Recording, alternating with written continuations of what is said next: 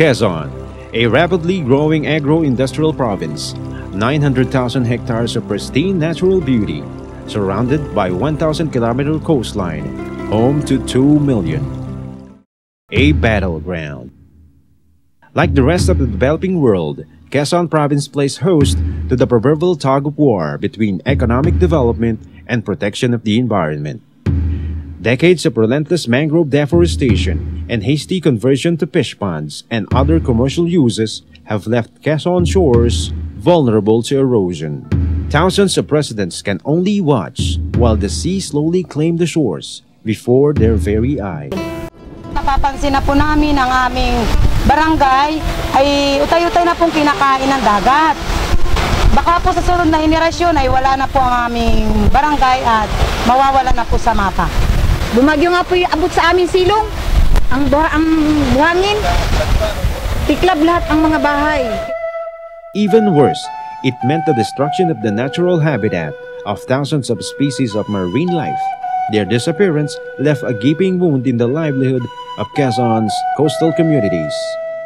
An advocate of sustainable development, Governor David Suarez has been focusing his energies on championing the preservation and protection of the environment.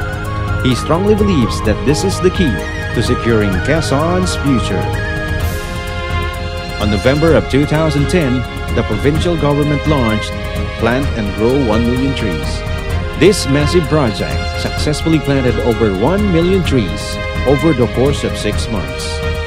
Plant and Grow 1 Million Trees put Quezon Province among the pioneers in large-scale environmental projects, even preceding the National Green Program by 3 months. But even all this is not enough.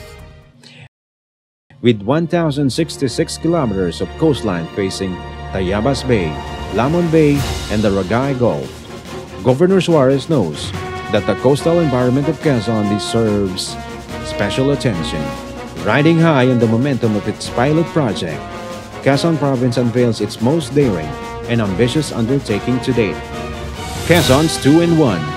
The goal, 2 million mangroves in 1 day. On June 30, 22,000 Quezonians are set to gather along 167 coastal barangays in 34 municipalities, covering a total of 221 hectares, to attempt the record-setting feat of planting 2.2 million mangroves in under 24 hours. Wala pong makakapagsabi na may isang lalawigan na nakapagtanim ng 2 milyong bakawan sa loob ng isang araw. Ang pagkakataong ito, ang karangalang ito, ngayon ay ipinagkakalob sa atin. Ipakita po natin sa buong sambayanan at sa buong mundo na dito sa lalawigan ng Quezon, tayo ay nagkakaisang nagmamahal sa ating kalikasan at nagbibigay kahalagahan sa kinabukasan ng ating mamamayan. Be part of history. Take part in Quezon's 2-in-1 and together, let us secure Quezon's future.